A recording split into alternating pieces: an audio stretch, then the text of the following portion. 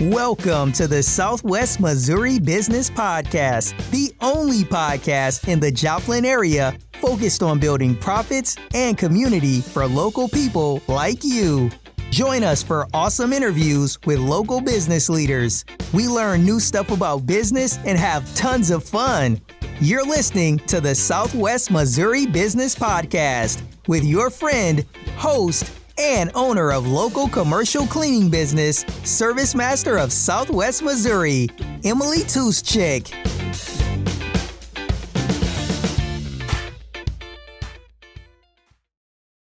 Welcome to the Southwest Missouri Business Podcast. I'm Emily Tuschik, and I'm here with Paul Stachura of Clear Bright Cleaning Solutions. He's the window guy, and we're really excited to have a conversation today about what he does, why he does it, and the great things here in Joplin. Thanks for being here, Paul. Awesome. Thank you for having me. I appreciate it. I was excited all day. Good. So we're here saying goodbye. We've got some little margaritas, but just gonna let things flow. I appreciate the format of this, and this is just for any business in Southwest Missouri. Exactly. Yeah. We want to focus on business owners and managers, but people who are working jobs as well. Just people who are excited about what they're doing. Is basically the goal. Good. I think we could use that in Southwest Missouri. Yes. Yeah. I think there's a big culture shift that's happening. So the more people see of good-spirited individuals, the better. Exactly. Yeah. And I'm relatively new to the area. I'm from Kansas City, but being pretty new to Joplin, that's exactly what I'm seeing, and I'm loving it. I'm loving that spirit. I think the town and the whole quadrant of the Southwest Missouri has a welcoming invitation to it, especially for small businesses, even medium-sized businesses. I see a couple larger businesses moving to the area. There was once, when we moved here, there was actually talk of Tesla coming. Oh, wow. And I believe the city of Joplin told them, listen, we're like 4,000 or 5,000 jobs in need right now, and we don't want you to come because you're going to offset our market so much by absorbing 2,000 to 3,000 jobs that we already currently have running other operations. So Joplin kind of takes a good eye at what's happening instead of just, other towns and other cities being more the fanfare and wanting Tesla for the name and things like that. They don't really take into consideration the whole epicenter of what it's doing. So being here, it's more business driven. It's more employee driven. Of course, it's an employer state being Missouri, but it also has some perks, like we're talking about the culture change. Mm-hmm. You could almost see identifying markers of a good business or a bad business out here almost immediately. Mm. It's like the cleaning industry that we're in. It's a little bit difficult to ascertain when you're getting a quote from somebody whether you're going to get a good person come out or somebody that you might not have picked on the street yourself. You know? And that sometimes isn't very evident in a quote, right? Yeah. And you always put your best face forward, but it's hard to put that proof in the pudding, so to speak, unless you use us. And then that's kind of like foot in the door talk or trying to figure out how to get your foot in the door. So I think this might be a better way, podcast-wise, to just showcase personalities behind a quote, right? Or the whys. And that would really help the culture shift down there. Yeah, no, that's a really great point. A huge challenge we face is, we want to give a quote. We want to give the information that the potential client is going to need to make that decision. But a huge part of it is getting to know them, figuring out their problems, their issues, telling our story, telling, how we're going to help them, how we're going to solve those problems. Absolutely. It's a lot to accomplish in that quick period. Right? Yeah. And it's kind of hard because in a sense when you're offering a better standard of service, your prices do reflect that. Sure. So I know at Clear Bright, they offer a higher pay scale than a normal cleaning company. You don't have to buy your own products where there's some other companies that make you do that. They W-2 you, so you're not 1099. So just right off the bat, you can see where they're trying to have a good recidivism rate with their employees, maybe offering benefits.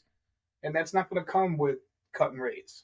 So when you give a quote, you almost want to tell them, we're worth it. You try me, but you don't want the desperation to kick in. But it's almost, you're excited for somebody to just give it a try. Mm-hmm. And then once they do, and you hear a testimonial of how good the standard is and how amazing the quality of work could be, it's all due to being able to take care of your employees better, which goes back to the culture. Mm-hmm. And who do you want showing up? Do you want the cheaper rate that's going to have a guest speaker every day and, somebody new? And, you don't ever really know what's going on behind those doors. Not every business is camera all throughout the facility. Sure. So you have some times where you don't know, did this come up missing? And it's just something that you don't want to deal with. And it's hard to get somebody to say, hey, I know this might be an industry that could bear some untrustworthy individuals, but we're not that. Yeah. And then it is hard with the quote because our price might reflect a higher rate than 2 or 3 other competitors. And to try to tell them, but we're worth it is only, again, you have to use us first. So there's no freebies. It's not like we're going to come in and clean your facility for 2 or 3 days and then let you decide whether you're going to pay us. It's kind of, the give and get. So it's hard. Yeah. Yeah. It's definitely a balance of, a little bit of trust on the customer's part after they get to know us a little bit and us demonstrating, what we're about. Exactly. Well, that's one of the things that I think that as a cleaning company we've tried to do recently is garner some business referrals and business recommendations or a letter of recommendation from some of our clients just to kind of offer, if you're a large facility and you need several people and there's a lot of moving parts and you don't want to worry about cleaning, you hire a company because you don't want to worry about it. Yeah. So having a letter of recommendation from a facility of your magnitude or your size, giving you that comfort that says, hey, listen, they're doing a fantastic job, showing up on time, that kind of has given us a little bit more of a leeway. But again, when you're dealing with a lot of facility, a lot of man hours, that's a lot of numbers that people will either have to accept or not. And that's the decision that the customer always has to make. But you try to give them the best opportunity to say, look, it's worth it. Mm-hmm. Yeah, and I think that's reflected in a lot of small business owners and managers right now, especially that worry and juggling, their time, their own budgets, and everywhere else that their dollar has to go. Yeah. That's something that we're seeing a lot. You're probably seeing a lot from your clients and in your own business as well. Juggling all of those things. It's definitely that's always present, but I think now especially. Yeah. And I think every good business should have that growing pain. Mm-hmm. I would hate to see us settle with employees and then lose the respect and the rapport that we're trying to build.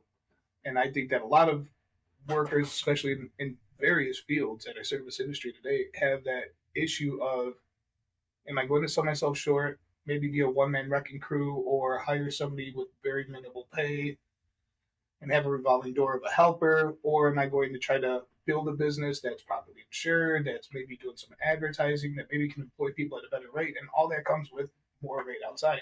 So it's a decision that we face without selling ourselves short. And that becomes a problem sometimes when you're in a culture where it's kind of past and future, and the present is a mix. Yeah. And it's definitely difficult to tell somebody during inflation times that, your house can be clean and here's as much as it's going to be clean. They'd rather just live in it as best they can and just deal with it, So again, even with inflation, you have to be able to offer something that the competitors can't. Mm-hmm. Not just clean your house and make it look good. It has to be on a level where they know that they are going to spend this money that they really don't have, and they're going to make sure that they spend it well. So that's kind of another reason why I think exposing our personalities and our past testimonials or even the referrals will help that, because it's a dog-eat-dog world in the service industry. Yeah. No, but that is true. I think it's a little bit of your perspective because, we're both cleaning company owners, managers in the cleaning field. But we have this kind of collaborative relationship. It's more of a collaboration than competition. I think it's how we see it. There's enough out there for everyone. We can partner to help potential clients, or we can refer to each other. I think that's a really great perspective rather than just kind of shoving each other, elbowing to get to the next client. There was and this is odd that I'm going to bring this up. There was a commission of all the light bulb manufacturers. I think it was like 1932. Mm-hmm. And they got together and they said that our light bulbs are lasting too long. And we're going to have to come together and have a census of how long we're going to allow our light bulbs to last. So I think they came up with like 1,000 hours. Mm-hmm. So your light bulb couldn't last longer than 1,000 hours. And they made that commission to make it bad. Okay, so they said, I think there's a light bulb that's still in working order and it's like 106 years it's been on. Wow. So they said they could make light bulbs that would have lasted a lifetime, but they didn't want to because they wouldn't sell enough. Yeah. So they made a conscious decision to band together and not compete free market wise, but to minimize the market so they can maximize their profits. In my eyes, what we're talking about with the culture change can only happen if we have a collaboration instead of competitive nature. Yeah. Because if you're not changing your rates and I'm not changing my rates, then together we'll stand and allow people to make decisions for themselves. But being competitive, knowing, they might go in here and do this at this rate, and then we would undercut it with 5 or 10%. Sure. we're only going to both follow each other down to the bottom, and we're going to be Exactly. doing the same thing that these other companies are doing, running into the same problems that they have. And I think to avoid that, we'd have to just accept the fact that there's enough for everybody. I can get what I can get, and you can get what you can get. But being on a united front might last a little bit better business-wise for everybody else.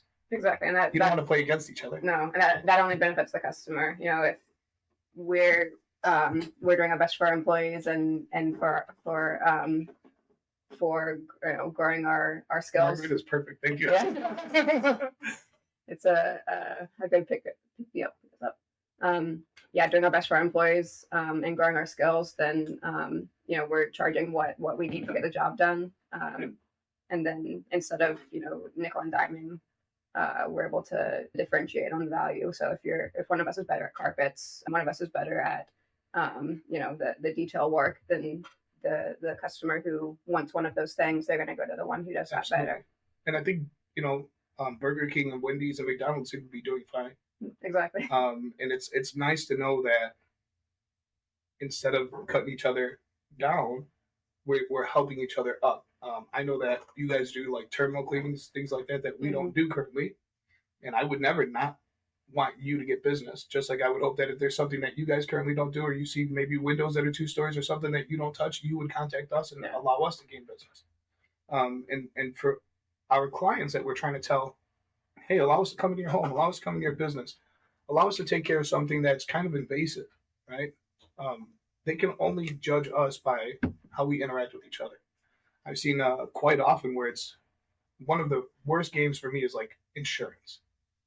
I see insurance agents kind of like trying to outdo each other, and sometimes it becomes like a little visceral competition, And for me, I never understood that, especially like being in the same company or competing agents that might even write several different options. Like you're still the same type of business, but when they try to like chip away at the other, it just makes them look bad too. Yeah.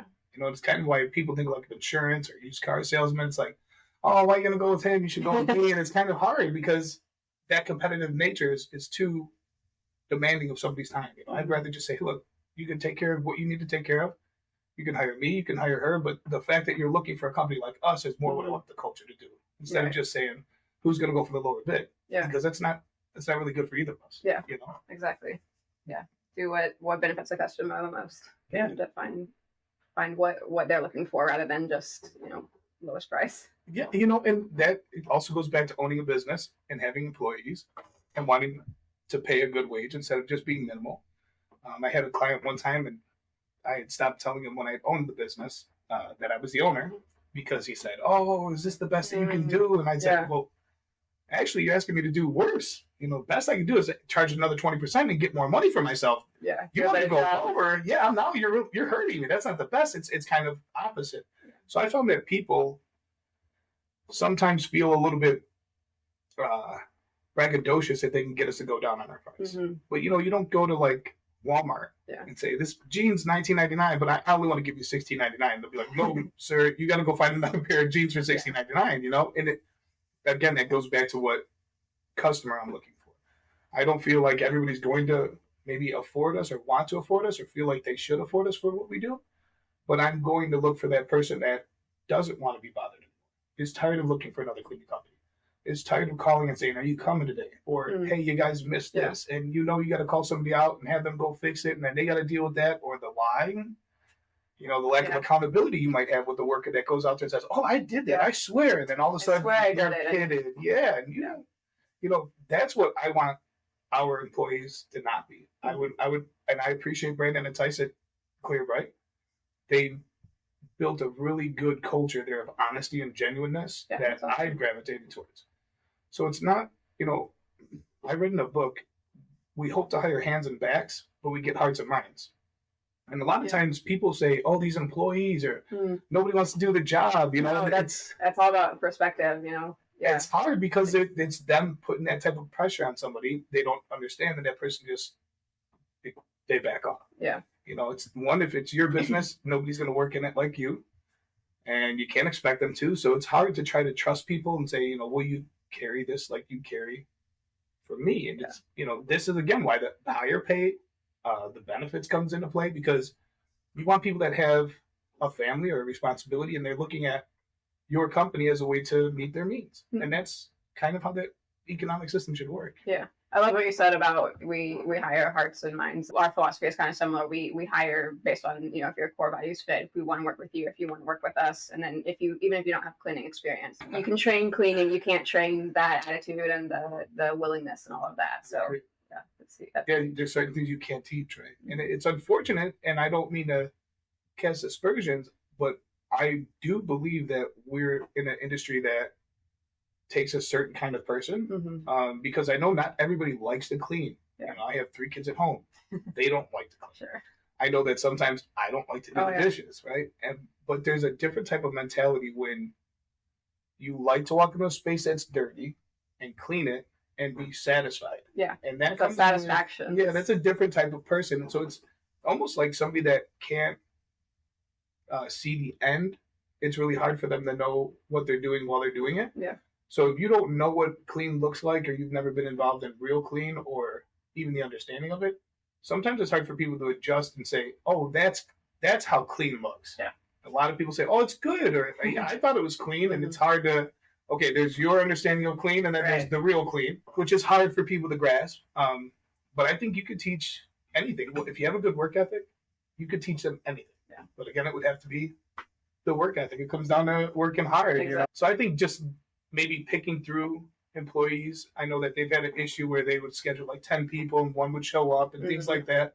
And it seems like a losing battle or a fight. But I would think that employees should be more organic. I'm a big fan of stealing employees. I think that that's awesome. I think if you're treating an employee poorly and they're in the same industry as I am, and I see that they could help my company, I am going to try to recruit your employee. Yeah. So I've already done so on 2 occasions where I'm still trying to pull 2. Awesome. I don't like bosses that aren't good to their employees. Yeah. I don't go out there and purposefully look for people, but I do know that there's a great deal of people out there that are hard workers and they feel underappreciated, especially underpaid. I know of one cleaning company that is 1099 an individual, and when they helped, they had talked about her work. Which I worked beside her. I never had an issue with her work. She's very detail oriented, and she was trying to ascertain whether she's a bad cleaner. I said, I think that woman just was making you feel that way for whatever reasons. Yeah.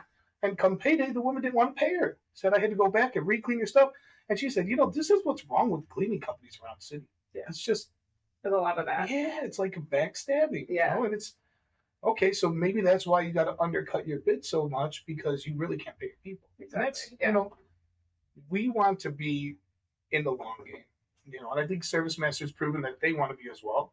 So why wouldn't we want to link up and show that here there's dependable people out here, instead of just going through that phone book or, hey, who do you got cleaning your office? And then you get a referral from somebody, and then all of a sudden they stop using the service. You're using it. You're like, hey, you guys still using that service? They're like, oh no, they stunk. They didn't get the garbage. And then all of a sudden you're like, you're fired.